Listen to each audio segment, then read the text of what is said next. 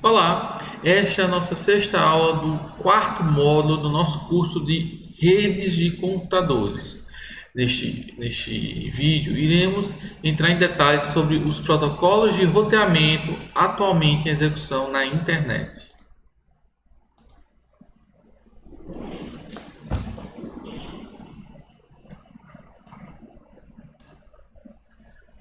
Como dito anteriormente, os protocolos de roteamento podem ser classificados em dois tipos primários, que são os protocolos de roteamento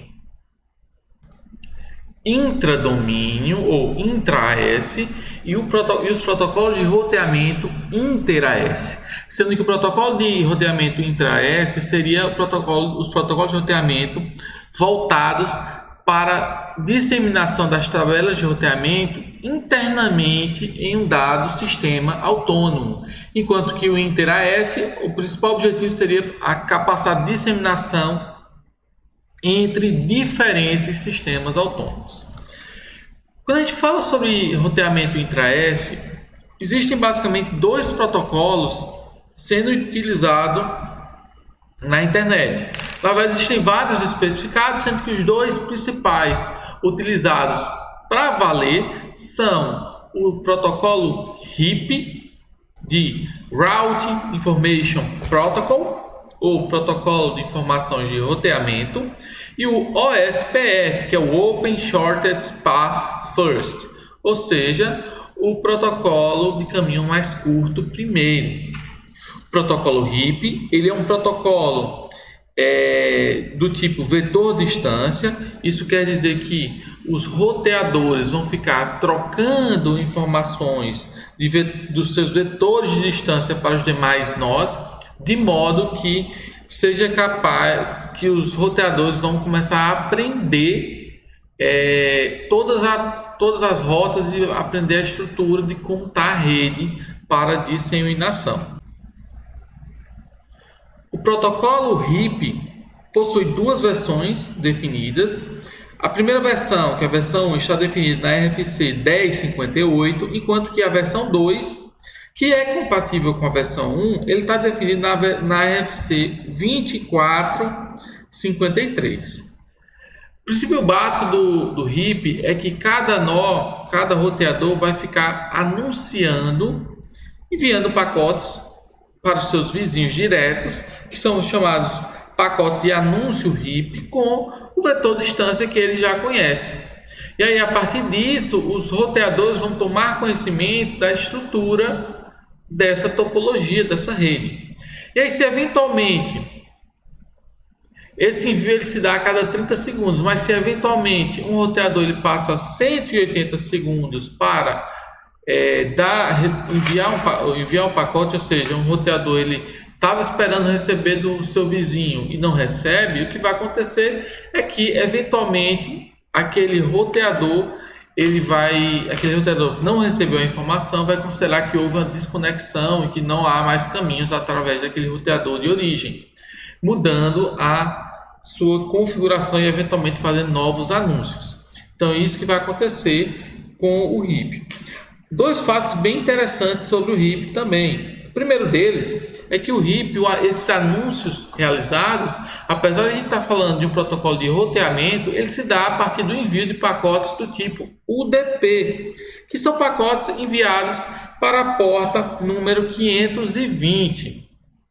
Um outro fator bem importante sobre o RIP é que ele é utilizado para sistemas autônomos relativamente pequenos, onde você tem até 15 saltos de roteamento possíveis. Além disso, o RIP ele não considera rotas válidas. Então, por exemplo, se você tem um sistema autônomo que ele tem mais do que 15 rotas, simplesmente aquela rota mais longa ela nunca vai ser utilizada na prática. Já o OSPF, ele é um protocolo mais novo, ele é um protocolo mais recente. Ele utiliza a versão atual, que é a versão 2, está definida na RFC 2178, e ele funciona utilizando mecanismos de estado de enlace, ou seja, os nós ficam anunciando, e aí toda a topologia é conhecida por todos os nós. Esse anúncio se dá a partir de um envio de pacotes do tipo hello, onde cada um dos nós vai informar o que conhece, de modo que esse conhecimento seja disseminado ao longo de toda a rede. Quando a gente compara o RIP com o SPF, a gente vê uma série de vantagens do OSPF, principalmente por ser um protocolo mais recente, tais como a questão de segurança, ou seja, é possível ser implantado mecanismos de autenticação para que um roteador possa se autenticar no outro, a fim de evitar que um roteador receba informações inválidas. É possível a definição de múltiplos caminhos com o mesmo custo, então é possível você ter no roteador a informação de vários caminhos possíveis para que eventualmente, se uma rota caia em um dado momento, você já tenha a reposição dela ali disponível. O SPF ele dá suporte tanto ao roteamento unicast, que é o roteamento 1 para 1, quanto o roteamento multicast, que é o roteamento 1 para muitos, que a gente vai ver um pouco mais à frente.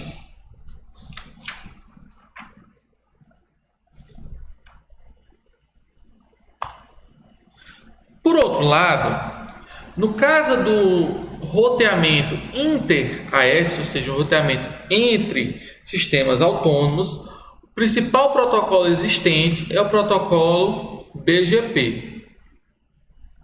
Claro que existem outros protocolos especificados, mas o protocolo que de fato ele é utilizado, há uma hegemonia em relação a esse tipo de roteamento, é o protocolo BGP. O protocolo BGP está na versão 4. Esse BGP vem de Border Gateway Protocol, ou protocolo de roteador de borda.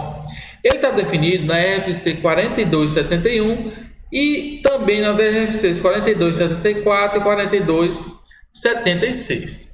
A partir do BGP, os AS são capazes de obter dos seus vizinhos informações sobre a alcançabilidade de subredes, ou seja, o AS vai ser capaz de saber como, a partir de qual do seu vizinho, quais subredes ele pode alcançar. Ele também, além de receber, ele também pode propagar essas informações. Então, há um processo mútuo de troca aí de mensagens.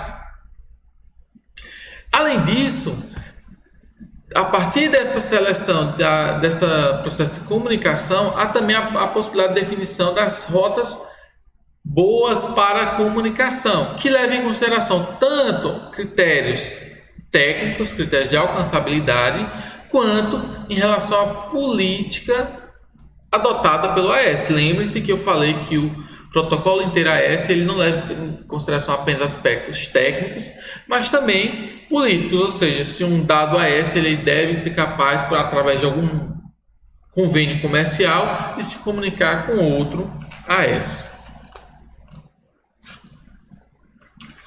Para a comunicação entre os roteadores, o BGP ele especifica que os roteadores vizinhos estabeleçam conexões TCP semi-permanentes, ou seja, quase todo o tempo vai estar ativo, utilizando a porta 179. Então, mais uma vez, a gente está falando de um protocolo de roteamento em que as informações de comunicação, de anúncios, são realizadas utilizando a camada de transporte, ou seja, na prática, o anúncio se dá a nível de aplicação, para que o faça uso da camada TCP. E aí nós temos essas sessões, que são comunicação realizada entre pares de roteadores, dois tipos de sessões: sessão EBGP e sessão IBGP. Sessão EBGP são sessões que ligam roteadores de AS distintos. Já a seção IBGP são seções que ligam roteadores do mesmo AS.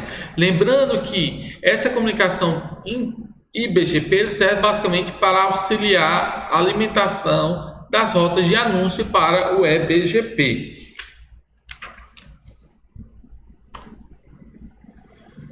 Como dito anteriormente, o BGP vai permitir que cada AS conheça quais vizinhos podem ser alcançados.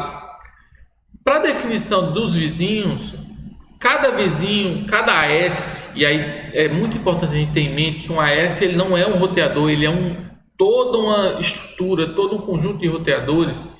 Esse conjunto ele vai ser identificado a partir de um número chamado ASN, que é o número de sistema autônomo, que é um número globalmente exclusivo, ou seja, cada AS vai ter especificamente um número ASN, e esse número ASN não se repete para mais que um sistema autônomo. Toda vez que um roteador for anunciar, ele vai anunciar as rotas que ele conhece, tá certo? De modo tanto a informar para os outros AS o conhecimento interno, quanto informar internamente o conhecimento externo aí. Algo muito importante é que quando a gente fala do BGP, a gente tem a ideia de políticas de publicação. Então, o que pode acontecer muitas vezes é o seguinte: por exemplo, vamos considerar esse sinal de cada caixinha dessa, cada nuvenzinha dessa representa um AS e não um roteador. Então pode acontecer que, por exemplo, um dado AS, ao fazer o anúncio, ele selecionar para qual AS ele está enviando, que tipo de informação ele quer propagar. Então, nesse exemplo aqui, a gente poderia pensar o seguinte cenário: o A, quando fosse fazer o anúncio para o W, ele poderia informar que ele é capaz de entregar dados no B, no C, mas não no X e no Y. Dessa forma, o W, mesmo que houvesse um caminho físico interconectando eles, ele não saberia que haveria um caminho através do A. Isso pode acontecer, porque, por exemplo, não haveria, um acordo comercial entre o A e o W. Isso seria uma possível razão, que é algo que acontece continuamente entre os provedores. Os provedores firmam acordos comerciais para indicar quais são os caminhos que cada lado pode trafegar para a comunicação.